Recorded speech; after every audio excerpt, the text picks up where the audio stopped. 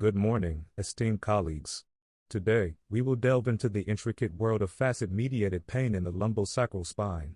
Our learning objectives are twofold. First, to enhance our ability to diagnose this condition accurately, and second, to broaden our understanding of the wide range of pain generators in this critical region of the spine.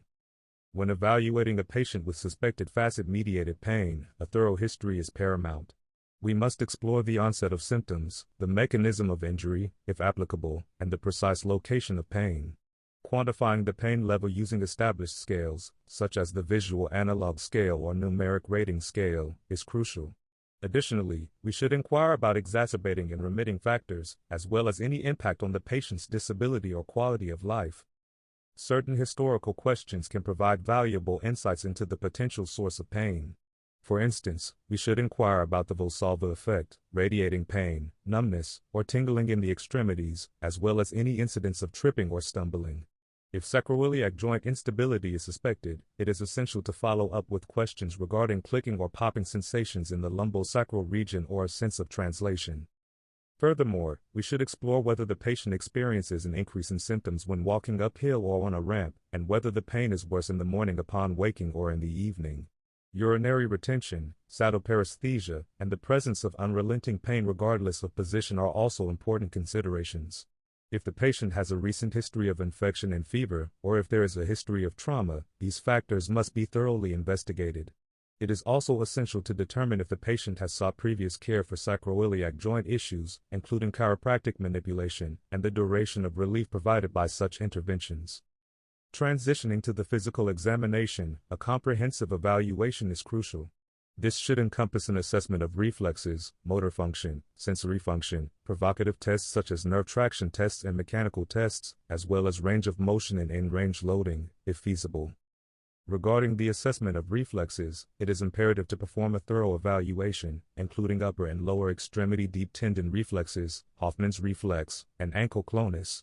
Never let any clinician dissuade you from conducting a comprehensive reflex examination, as it is an essential component of the physical examination.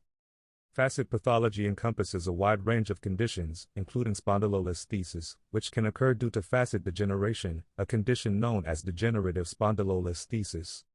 Facet joints are richly innervated structures, containing free and encapsulated nerve endings. The facet joint capsules house low-threshold mechanoreceptors, mechanically sensitive nociceptors, and silent nociceptors. Inflammation can lead to decreased thresholds of these nerve endings and elevated baseline discharge rates, as demonstrated by the seminal work of Kavanaugh and colleagues. Motor vehicle accidents can result in deformation of the facet joint capsule, activating nociceptors and potentially leading to chronic back or neck pain. Some patients may experience a recurring pain cycle once these nociceptors are stimulated, which may or may not respond to conservative care. Interestingly, the morphology of the facet joints on imaging may appear entirely normal, even in the presence of pain.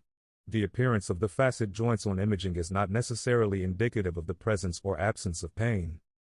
Patients may present with various scenarios, including normal-appearing asymptomatic facets, normal-appearing symptomatic facets, hypertrophied asymptomatic facets, hypertrophied symptomatic facets, or degenerative facets with a degenerative spondylolisthesis, which is likely to be symptomatic. Historically, facet arthropathy symptoms were not believed to refer pain. However, over the past 2 decades, our understanding has evolved.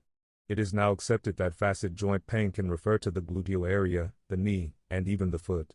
This is not radicular pain but rather referred pain. I would like to share a case from my own clinical experience. I had a patient with what appeared to be radicular pain from the lumbar spine to the foot. Despite various conservative treatments, epidural injections, and even microsurgery, we were unable to alleviate the pain. It was only after a facet block that the lower extremity pain completely resolved. Another anecdotal experience from a colleague at Palmer, Florida in September 2011 further reinforces this concept. This doctor of chiropractic had undergone L5S1 facet blocks, which successfully resolved the pain that had been referring to their feet. While manipulation and strengthening can be beneficial for some cases of facet-mediated pain, it is crucial to acknowledge that not all patients will respond to these interventions. This underscores the importance of establishing a network for integrative care, recognizing the limitations of our individual scope of practice, and collaborating with other healthcare professionals to provide the best possible care for our patients. In conclusion, Facet-mediated pain in the lumbosacral spine is a complex condition that requires a multifaceted diagnostic approach and a willingness to explore various treatment modalities, including integrative care. By enhancing our understanding of this condition and staying abreast of the latest research, we can provide our patients with the highest quality of care and improve their overall quality of life.